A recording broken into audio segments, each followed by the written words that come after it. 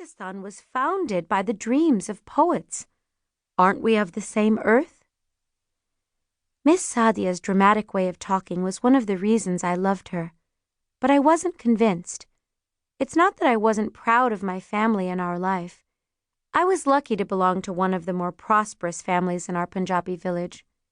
But it didn't change the fact that I lived in a village so tiny, it didn't even register as a dot on a map. But I promised I'd talk to Hafsa. This is what I now remember most about my last afternoon at school. The smell of the dusty chalkboard, the sound of the students lingering outside the door, and mostly, how easily I took my ordinary life for granted. Chapter 2. I raced down the school's gravel walkway to catch up to Seema and Hafsa. The sun blazed overhead, warming my chador and my hair beneath it. "I'm buying Miss Saadia one of those bells I see on TV. You know, the kind that rings when class is over?" Hafsa grumbled. "She doesn't always keep us late," I protested. "Remember last week," Hafsa said, "how she went on and on about constellations? By the time I got home, my brothers were out of their school clothes and halfway through their homework." "But wasn't it interesting?" I asked. "The way the night stars help us when we're lost and tell all sorts of different stories? Why do I need to know about connecting dots in the sky? I want to be the first doctor in my family, not the first astronaut," Hafsa said.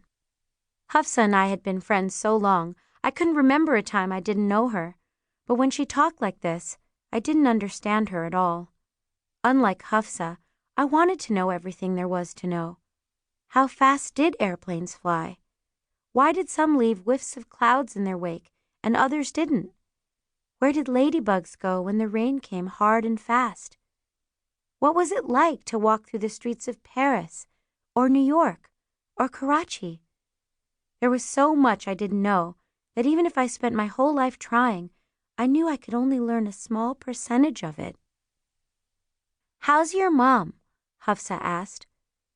"My mother said her back is hurting." "It's gotten worse," I told her. "She couldn't get out of bed yesterday." "My mother said that's a good sign. Backaches mean a boy," Hafsa said. "I know that would make your parents happy." "It would be fun to have a brother," I said. "There it is. Look at the door," Hafsa said when we turned the bend toward our homes. She pointed to the building that had appeared next to our village mosque. A structure had never emerged quite like this before, with no explanation. 2 weeks ago, a concrete foundation had been poured onto the field where we played soccer. The next week, brick walls arose and windows appeared. And today there was a door, painted lime green. "Any idea yet what it could be?" I asked her. "Yes," Hafsa grinned.